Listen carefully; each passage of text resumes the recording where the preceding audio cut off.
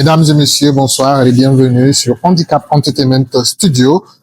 Aujourd'hui était le lancement national de la campagne de soutien à la nouvelle constitution organisée par la FEGIPA, entendue par l'association fêtière des personnes handicapées à la mairie de Ratoma.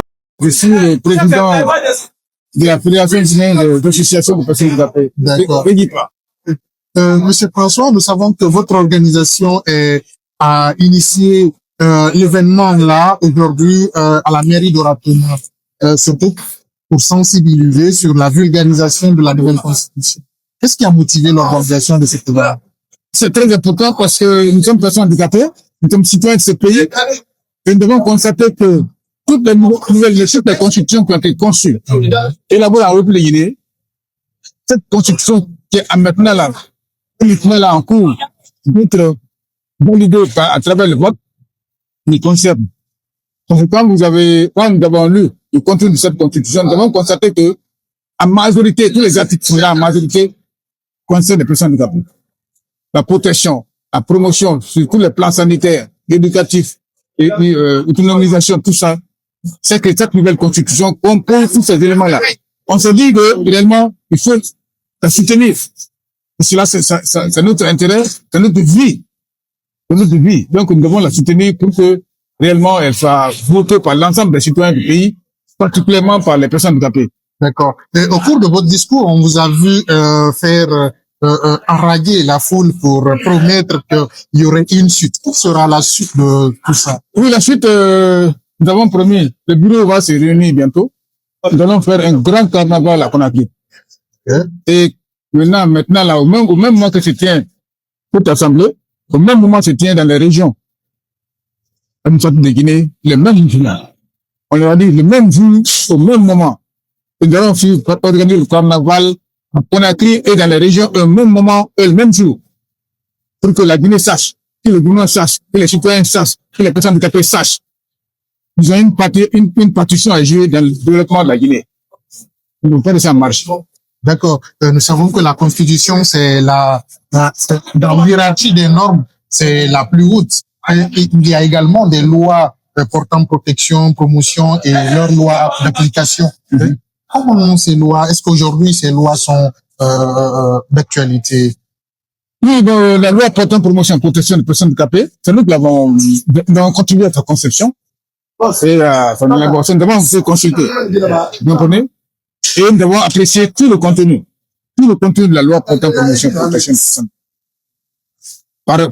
Par session même avec le CNTG. Le CNT, pardon. Avec le CNT. Nous devons être conviés à des rencontres d'appréciation du contenu de la loi portant promotion. Donc, nous adhérons entièrement au contenu de la loi portant promotion. Et c'est donc plus part à la conception. Et ils vont constater que cette loi a l'avantage des personnes handicapées. C'est nous-mêmes qui avons fait la proposition. D'accord. Nous sommes tous d'accord que la FEGIPA et l'ensemble, la majorité des personnes handicapées sont bien sûr d'accord sur le contenu de ce projet de constitution. Et que dire alors de l'applicabilité de toutes ces lois? Est-ce que vous pensez que ces lois seront appliquées à la lettre ou quels sont vos souhaits par rapport à l'application de... Oui, vous savez, même l'élaboration des textes d'application, là, les deux grands textes sont suivis.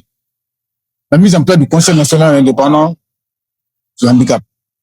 Il y a la carte d'égalisation des chances, d'égalité des chances des personnes handicapées qui vont être mises en place. Et parallèlement à cela, une loi, c'est le contenu et son applicabilité et son impact sur la population. Donc, il y aura des arrêtés conjoints, des arrêtés et même des décrets qui vont mettre en application le contenu de ces lois. Et j'espère que la FEGIPA ne va pas se limiter seulement qu'à soutenir, mais la FEGIPA va également imposer à ce qu'il y ait une nouvelle, un nouveau recensement de la population, notamment des personnes handicapées, pour que la statistique de 1,5 qui est connue depuis 2014 puisse être améliorée, j'espère. Oui, bien sûr, nous avons tellement critiqué même ce chiffre-là. Nous avons mis en cause, la FEGIPA a eu l'audace de mettre en cause ce résultat statistique. Il n'est pas exhaustif. C'est pourquoi nous n'acceptons pas, même devant le Premier ministre, on est allé devant le Premier ministre pour exposer nos problèmes et nos préoccupations. Nous l'avons exposé, nous l'avons dit. Monsieur le Premier ministre, les données statistiques liées aux personnes handicapées en Guinée ne sont pas correctes. Lui-même, il a reconnu. Et pour avancer, pour faire avancer une entité, pour entamer le processus de développement d'une nation, c'est les statistiques. Parce qu'on se fonde sur la population pour mettre en place un processus de développement économique et social. C'est en fonction de la population. On exprime le besoin de la population en fonction du nombre et des besoins de la population. Donc, il va de soi. Il est de notre intérêt, une priorité pour nous, que l'on revoie les données statistiques de notre pays, surtout liées aux personnes handicapées. D'accord. Monsieur François de Poivogui, merci. Merci beaucoup, mon cher. Merci beaucoup.